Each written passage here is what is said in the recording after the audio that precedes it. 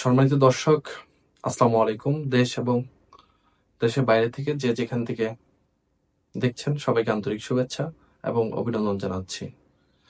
Doctor ইউনূসের ম্যাজিকে কি বাংলাদেশের অর্থনীতি কি সত্যি কি ঘুরে দাঁড়াচ্ছে কিনা সেটা আসলেই দেখার বিষয়।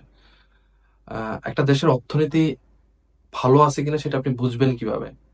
সেটা বোঝার একমাত্র উপায় হলো সে দেশের ব্যাংক। সে দেশের ব্যাংক যদি ভালো থাকে তাহলে সে দেশের অর্থনীতিও কিন্তু ভালো। সে দেশের ব্যাংকগুলো যদি সচল থাকে তাহলে সে দেশের অর্থনীতি যে ভালো আছে সেটা বুঝতে পারবেন। কেননা মনে করেন মানুষ যদি ভালো থাকে তো মানুষ ব্যাংকে ট্রানজেকশন ভালো করবে। তো ব্যাংকে যদি ট্রানজেকশন বেশি হয় তাহলে ব্যাংকের লেনদেনও বেশি হবে, ব্যাংকের ডেভেলপ যেটা সেটাও বেশি হবে। আর যদি টাকা পাচারটাও যদি কমে তাহলে দেখবেন যে ব্যাংকের অবস্থা আরো দিন দিন ভালো হয়। এটাও স্বাভাবিক। এই বিষয়গুলো দেখা যায়। তো এই কথাটা আমি বললাম এই কারণে যে যখন 5ই আগস্টের পূর্ববর্তী সময় আমরা বারবার খবর পাচ্ছিলাম যে বেশ কিছু ব্যাংক দেউলিয়া হয়ে যাচ্ছে, বেশ কিছু ব্যাংক বন্ধ হয়ে যাচ্ছে।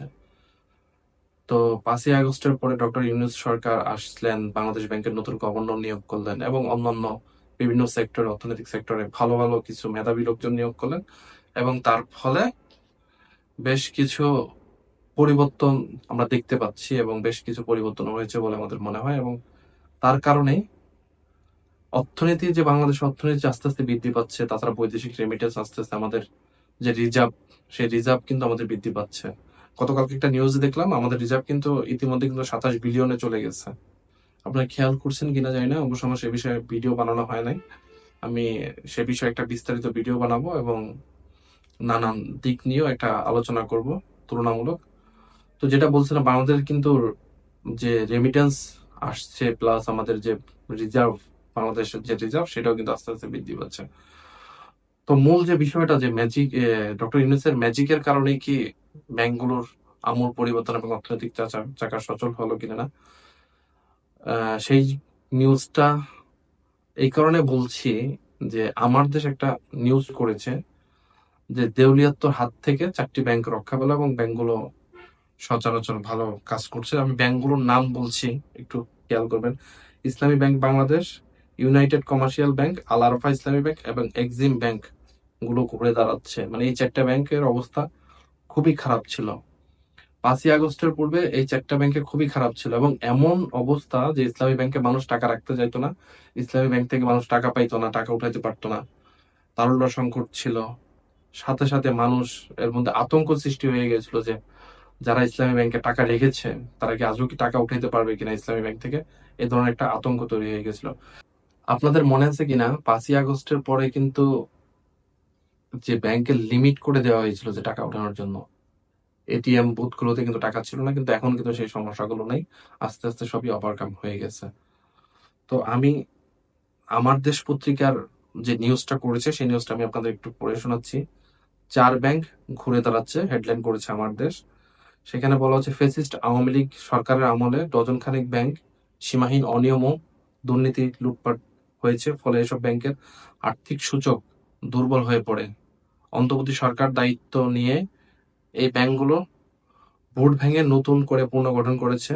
কেন্দ্রীয় ব্যাংকের তদারকিতে অভ্যন্তরীণ সুশাসন দুর্বল হয়ে পড়া, ব্যাংকগুলোর মধ্যে কয়েকটি ধীরে ধীরে গড়ে দাঁড়াচ্ছে, বিশেষ করে ইসলামী bank, United commercial bank, Al Arafah Islami bank এবং এক্সিম ব্যাংকগুলো ঘুরে দাঁড়াচ্ছে।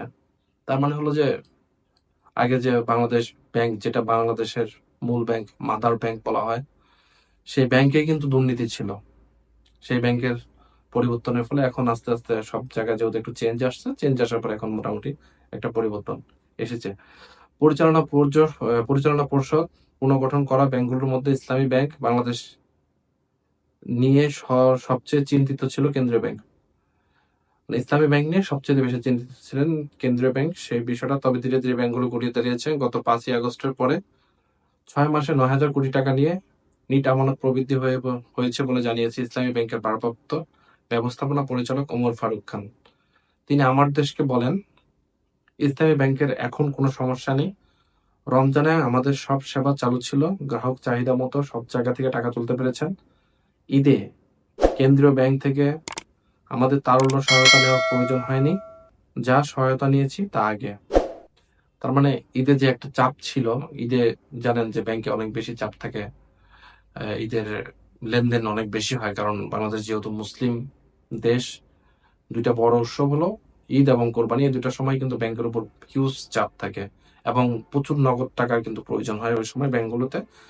তো সেই সময় যেহেতু বলছে যে সেই সময় যেহেতু তাদের ব্যাংকে যেহেতু তারল্য সংকট ছিল না, তার মানে তারা ওভারকাম করে ফেলেছে তাদের যে সমস্যাগুলো ছিল সেটা। এটা নিয়ে বিস্তারিত একটা ফিচার করা হয়েছে আমার দেশ পত্রিকায়।